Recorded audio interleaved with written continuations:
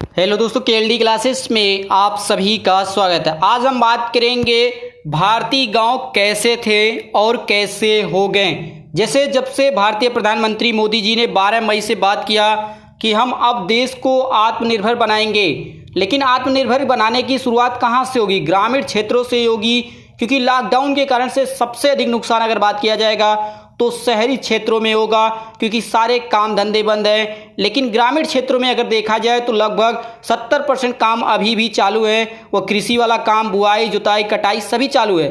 तो इसलिए माना जा रहा है कि अगर भारत को आत्मनिर्भर बनाना है, कृषि को आगे बढ़ाना है, तो सबसे अधिक ध्यान गांव पे ही देना होगा। तो यहाँ पर हम कई पॉइंट पर बात करेंगे कि पहले हमारे गांव कैसे होते थे। इतिहास में देखा जाए, अंग्रेजों के ज़माने में कहाँ पे ऐसी कमी आई कि जो हमारा ग्रामीण बहुत ही अधिक पहले संपन्न था, एक तरह से डेवलप था, अचानक वह एक तरह से उसके ऊपर ऐसी संकट आ गई कि वह आज भी उस संकट से दबा हुआ है। तो सभी के बारे में हम बात करेंगे कि उनके सामने कब कब क्या चैलेंजेज आए और भारत सरकार का क्या सपना है।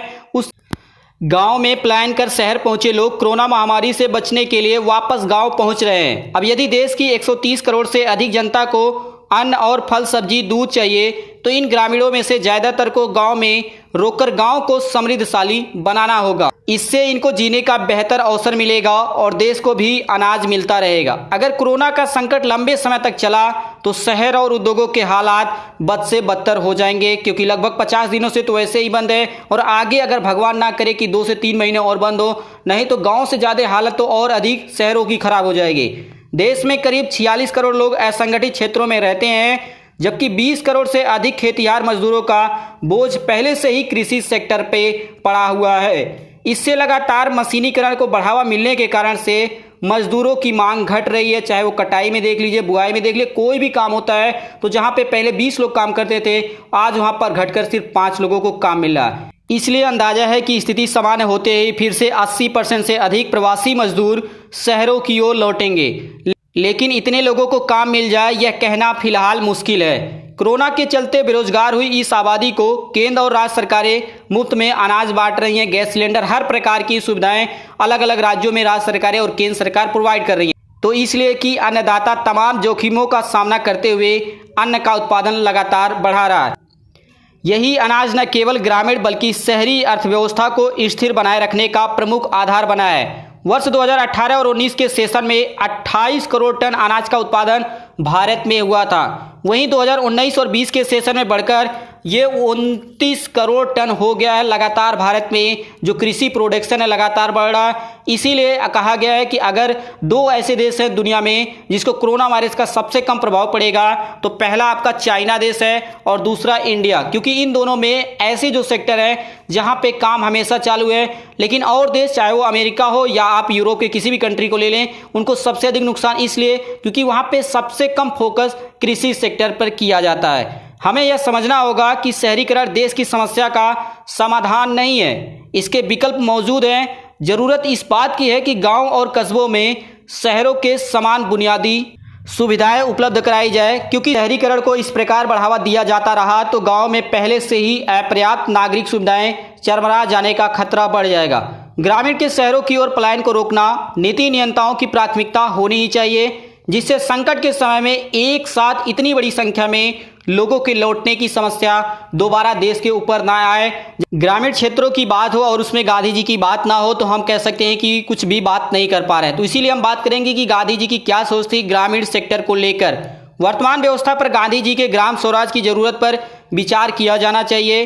इस मुद्दे पर देश के प्रथम प्रधानमंत्री पीटी नेहरू और गांधी जी के बीच में नीतिगत मतभेद था, क्योंकि उस समय भारत खाद्यान्न के लिए अमेरिका, रूस और ऑस्ट्रेलिया पर निर्भर था। इससे देश के स्वाभिमान को ठेस पहुंचती थी। शायद इसलिए नेहरू जी ने रूसी क्रांति से प्रभावित होकर ऐसे बड़े बड़े उद्योगों का निर्माण किया, जिसमें रोजगार की गुंजाइश तो कम थी, लोगों को कम रोजगार मिल रहा था, लेकिन आर्थिक निवेश की संभावनाएं बहुत ही अधिक थी। कम समय में अधिक प्रोडक्शन हो पा रहा था। और सबसे बड़ी प्रॉब्लम क्या थी कि उस समय भी देश की जनसंख्या अधिक थी। जैसे आज पूरे देश में, अगर पूरी दुनिया में देखा जाए तो भारत की जनसंख्या इस समय सबसे अधिक हो चुकी है। इसलिए गांधी जी के कुटीर एवं लघु उद्योग के विचार को नकारते हुए देश में बड़े बड़े उद्योगों की आधारशिला रखे गए। यहाँ पर एक बात ध्यान रखनी ही होगी कि जहाँ गांधी जी की सोच ग्रामीण उद्योगों को बढ़ावा देना था, लेकिन उससे इतने बड़े देश को जीवित रखना संभव नहीं था। इसलिए नेहरू जी ने औद्योगिक क्रांति के बारे में सोचा और इसलिए आज हम उत्पादन के साथ साथ अधिक मात्रा में सामानों का लगातार निर्यात करते हैं प्रतिवर्ष। जो कुछ कमी रह गई नेहरू के समय में, उसे 1991 में पीवी नरसिम्हा राव सरकार ने भूमंडलीकरण की नीति को स्वीकार करते हुए पूरी कर दी थी। यह समझौता संरचनात्मक समायोजन के नाम पर हुआ था। ऐसा करके हमने देश की आर्थिक आज़ादी को लंबे समय तक के लिए बहुराष्ट्रीय कंपनियों की गोद में गिरवी रख दी। ऋग्वेद की एक ऋचा है, विश्व पुष्ट ग्रामीण आस्मीन अनातुरम, अर्थात मेरे गांव से ही मुझे विश्व के होने की पुष्टि होती है। मसलन खुशहाली और समृद्धि से परिपूर्ण ऐसे गांव हो जहां से विश्व के उत्थान और संपन्नता का रास्ता खुलता हो। यहाँ पे ये दिया गया है, आप इसे ऋग्वेद में पाएंगे। एक समय हमारे गांव वास्तव में समृद्धि के ऐसे ही सोर्स थे, इसलिए देश सोने की चिड़िया कहलाता था। मुगलों के पतन और अंग्रेजों के पैर जमाने की शुरुआत के साथ 18वीं सदी के उत्तरार्ध में गांव की परंपरागत कृषि से जुड़ी आर्थिकी बिखरना शुरू हो गया। इस बिखराव में फिरंगियों ने कुटिल चतुराई से भू राजस्व व्यवस्था को गांव से जोड़ना शुरू कर दिया। इस व्यवस्था के घालमेल से पहले तक कृषि भूमि व्यक्तिगत स्वामित्व नहीं था, भूमि राज्य की हुआ करती थी। किसान को भू राजस्व कर या टैक्स देने के बाद जमीन पर खेती करने की सुविधा प्राप्त थी। लगान के रूप में यह टैक्स फसल के उत्पादन के बाद लिया जाता था। यह लगान भी उत्पादित फसल के एक निश्चित प्रतिशत के रूप में था, न कि नकदी के रूप में। तो यही सब यहाँ पे चेंजिंग किया, जिसके कारण से जो भारतीय कृषि है, जो ग्रामीण क्षेत्रों में निवास करती है, उनको सबसे अधिक कठिनाई का सामना करना पड़ा। प्राचीन भारतीय समृद्धि और समरसता के मूल्य में प्राकृतिक संपदा, कृषि और गोवंश थे। नदियों के अक्षय और शुद्ध जल सोर्स थे। आर्थिक संसाधनों को समृद्ध बनाने के लिए ऋषियों ने नए नए प्रयोग किए। इसके परिणाम स्वरूप कृषि विविध उत्पादकों से जुड़ी। इससे दलहन और चावल जैसे अनाजों और मसालों के हजारों किस्में पैदा होने लगी। यहाँ पर एक डाटा बताया गया है, इस डाटा को आप ध्यान से सुनिएगा, इसे नोट भी कर सकते हैं। चावल की ही भारत देश में करीब 80,000 किस्में पाई गई थी उस समय। करीब 167 फसलों, 350 वन प्रजातियां तथा 89,000 जीव जंतुओं और 47,000 प्रकार की वनस्पतियों की खोज की गई थी उस समय। अब जैव तकनीकी के जरिए इन्हें कंपनियां बीजों के रूप में हथियाने की कोशिश कर रही हैं। यदि कथा सरित सागर और जातक कथाओं को पढ़ें तो पता चलता है कि समुद्र पार जाकर सामानों के क्रय विक्रय में अनेक युवा पीढ़ी लगी रही थी। ईस्वी संवत के दूसरी सदी से लेकर 11वीं और 12वीं सदी तक भारतीयों के लिए हालात बेहद अनुकूल थे, लेकिन 11वीं सदी के मंगोल और अरबों के बाद 12वीं सदी में तुर्कों के आक्रमण ने भारत में उनकी सत्ता स्थापित कर दी। बाद में मुगल और फिर अंग्रेजों के वर्चस्व के चलते देसी सत्ताओं का जो क्षरण हुआ, उसके कारण व्यापार का आर्थिक आधार खंडित होने लगा और भारत की समृद्धि लूट तंत्र का हिस्सा बन गई। इसी समय खेती को बाजार का हिस्सा बना दिया गया और नतीजन बाजार किसानों को आदेश देने लगी कि उन्हें कौन सी फसलें खेतों में उगानी है। उस दौर में गांव-गांव में हस्तशिल्प अर्थात हाथों से किया जाने वाला जो घरेलू काम होता है, उसका काम होता था। अंग्रेजों ने उसे भी चौपट करने का कसम खाई और उसके बाद कृषि के साथ साथ लघु और कुटीर उद्योगों से जुड़ा उत्पादन लगातार गिरता चला गया। किंतु इसके विपरीत जनसंख्या का दबाव जरूर बढ़ता चला गया और भूखमरी के हालात भी समय समय पर उत्पन्न होने लगे। भारत के गांव कितने समृद्ध थे, इस तथ्य की पड़ताल यदि अतीत से करें तो पता चलता है कि ब्रिटेन का औद्योगिक साम्राज्य हमारे गांव से लूटी गई धन संपदा की ही नींव पर रखा गया है। अंग्रेजों की इस लूट की कथा अंग्रेज लेखकों की पुस्तकों में भी मौजूद है। ब्रुक्स एडम ने अपनी पुस्तक the law of civilisation and decay में लिखा है कि शायद दुनिया की शुरू होने से अब तक कभी भी किसी भी पूंजी से इतना लाभ किसी भी व्यवसाय में नहीं हुआ जितना भारतवर्ष की लूट से अंग्रेजों को हुआ था, क्योंकि यह करीब 5 दशकों अर्थात 50 सालों तक अंग्रेजों से मुकाबला करने वाला कोई भी नहीं था भारत देश में। इस लूटे गए धन का उपयोग 1760 से लेकर 1815 के बीच अंग्रेजों ने अपने देश के औद्योगिक विकास में लगाया था। कृषि और किसानों की दुर्दशा का प्रमुख कारण क्या था, ये एक पत्र के माध्यम से यहाँ पे हम समझेंगे कि अंग्रेज के एक कैप्टन थे, उन्होंने एक पत्र लिखा था ईस्ट इंडिया कंपनी को कि कैसे भारत की जो कृषि है वो कितना डेवलप थी उस समय। भारत में ईस्ट इंडिया कंपनी की स्थापना के बाद अंग्रेजों ने बड़ी चतुराई से पहले तो देसी उपकरणों या तरीकों से की जाने वाली खेती को समझा और फिर उसे मशीनीकरण में बदलने की षड्यंत्रकारी उपाय किए। भारत की खेती को उन्नत और वैज्ञानिक बताते हुए 1795 में कैप्टन थॉमस हालकॉट ने कंपनी को लिखे एक पत्र में जिक्र किया कि अब तक मैं मानता था कि कतारबद्ध और जुताई एवं बुआई आधुनिक यूरोप का आविष्कार है, लेकिन मैं दक्षिण भारत के एक खेत से गुजरा तो खेती करने के तकनीक को देखकर हैरान रह गया। उसके बाद फिरंगियों ने ब्रिटेन में निर्मित खेती के काम आने वाले यांत्रिक उपकरणों को भारत लाया और उनसे खेती करने का रास्ता प्रशस्त करने की विधि अपनाई।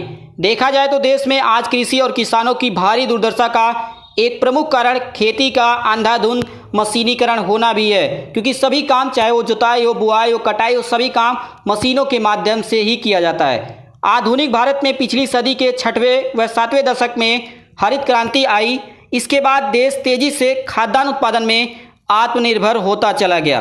वर्ष 1969 में सरकार ने निजी बैंकों एवं बीमा कंपनियों का एक झटके में ही राष्ट्रीयकरण कर दिया गया। इससे किसानों को खेती के लिए कर्ज लेना आसान हो गया और शिल्प उद्योग के लिए भारी छूट दी गई, जैसे अनाज, खाद, मिट्टी के तेल, बिजली पर गरीबों को सब्सिडी के प्रावधान किया गया। इसके बाद के दशक में जवाहर रोजगार योजना से ग्रामीण विकास की नींव रखी गई और इसे स्थानीय ग्रामीणों से जोड़ा गया।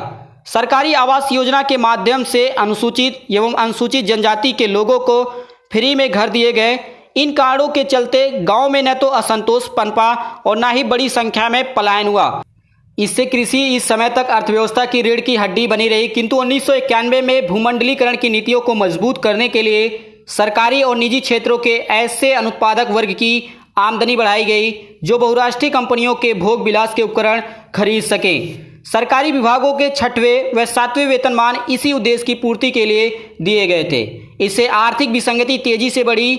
इस बीच राष्ट्रीय नमूना सर्वेक्षण 2013 में एक डाटा पेश हुआ था। इस डाटा में बताया गया था, बहुत ही इंपॉर्टेंट चीज़ था, कि इसके अनुसार 9 करोड़ किसान परिवारों में से 75% के पास 1.5 एकड़ से कम खेती योग्य है, जो भूमि के लिए जिसपे फसल उगाई जा सके।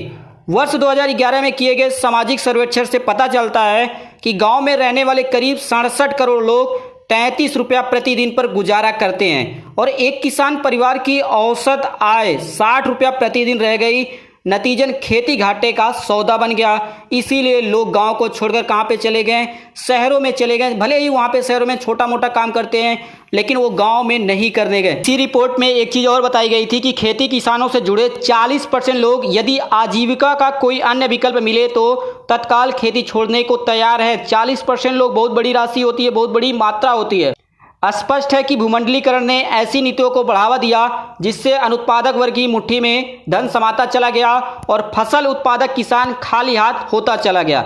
इसके बाद भी देश की अर्थव्यवस्था को इस संकट की घड़ी में किसानों ने ही थामा हुआ है। औद्योगिक निर्यात से ज़्यादा कृषि निर्यात भारत देश करता है, चाहे वो चावल को ले लीजिए, गेहूं को ले लीजिए, दूध को ही क्यों ना ले लीजिए। ऐसे सेक्टर में आज भी जो कृषि सेक्टर है वह भारत में सबसे आगे है, जबकि आज उन बड़े बड़े उद्योगों के पसीने छूट रहे हैं जिन्हें बाजार और अर्थव्यवस्था की रीढ़ की हड्डी बताया जा रहा था। अब यही कंपनियां सरकार से टैक्स में छूट और आर्थिक पैकेज की मांग कर रही हैं, जबकि किसान पूरे ताकत के साथ 130 करोड़ से अधिक जनता को संभाले हुए कृषि की ओर से कोई नहीं मांग की गई है कि सरकार हमको छूट दे, इतना पैसा हमारी भरपाई करे। लेकिन जो कंपनियां हैं, चाहे वो छोटी हो या बड़ी हो, कितनी भी वो फायदा कमाती थी, लेकिन आज वो इस तरह से मांग कर रही हैं कि सरकार हमको इतना पैसा दे, नहीं तो हम इनके वेतन नहीं देंगे या पूरी तरह से बंद हो जाएंगे। तो ऐसी संकट आ चुके हैं। कुछ आंकड़े पर यहाँ पे हम बात करेंगे जिससे आपको थोड़ा सा और समझ में आएगा कि भारतीय कृषि के बारे में। कुल जनसंख्या इस समय कितनी है भारत की? 135 करोड़ हम मान ले रहे हैं। पूरी दुनिया में अगर देखा जाए, पूरी दुनिया से तुलना किया जाए भारत की जनसंख्या को, तो लगभग 17.5% पॉपुलेशन अकेले भारत में निवास करती है। कुल क्षेत्रफल भारत के पास अगर जमीन देखा जाए तो 32,87,000 और थोड़ा दशमलव में, उससे नहीं मतलब है, लेकिन आप यहाँ पे 32,87,000 ही मानिए और इसे परसेंटेज में निकाला जाएगा तो लगभग 2.4% ही आएगा। यहाँ पे आपको समझ में आ रहा होगा कि 2.4% क्षेत्रफल पे कितने लोग रह रहे हैं? 17.5%। लगभग क्या गुना होगा? 4 से 5 गुना, 8 से 10 गुना तो लगभग करीब में चली जा रहा। देश की कुल जनसंख्या का करीब 50% से अधिक लोग कृषि से आज भी जुड़े हुए हैं। देश की जीडीपी में कृषि का योगदान 17 से 18% है। ये डाटा बताया गया था 2018 की एक रिपोर्ट थी, उसमें बताया गया था। 2020-21 के वित्तीय वर्ष में केंद्र सरकार ने कुल 2,83,000 करोड़ रुपया कृषि के सेक्टर पर खर्च किया है। 2019 और 20 में बजट में कृषि क्षेत्र में 1,51,000 करोड़ रुपया जारी किया गया था, लेकिन अभी और वृद्धि करने की जरूरत है, क्योंकि किसान की आमदनी 2022 में दोगुनी करनी है। ये बातें आज से नहीं हो रही, ये बातें 2014 से ही हो रही हैं। जब से 2014 का इलेक्शन आया था तब से ही हर सरकारें, चाहे वो कांग्रेस की हो, बीजेपी की, यही उनका कैंपेन था कि आने वाले 2022 में हम किसानों की आमदनी दोगुनी कर देंगे। और 2022 अब बहुत अधिक समय नहीं रह गया, और ऐसे संकट में ये लॉकडाउन जो लगभग 40 से 50 दिनों तक हो ही गया और आगे भी जारी होगा, तो ऐसे में इसके ऊपर संकट आ गया कि क्या वास्तव में 2022 में कृषि की आमदनी दोगुनी होगी या इसे और बढ़ाया जाएगा, 2030 कर दिया जाएगा, 2032 कर दिया जाएगा, वो तो सरकार के हाथ में है। लेकिन ऐसे समय पे सरकार को कृषि के सेक्टर पर ध्यान देने की ज़रूरत है। जो बजट है उसमें और वृद्धि और किसानों की अधिक से अधिक मदद किया जाना चाहिए। तो ये थी हमारी आज की सबसे इम्पोर्टेंट इन्फॉर्मेशन कि हमारा गांव कैसा था, हमारा ग्रामीण क्षेत्र कैसा था और आज कैसा हो चुका है।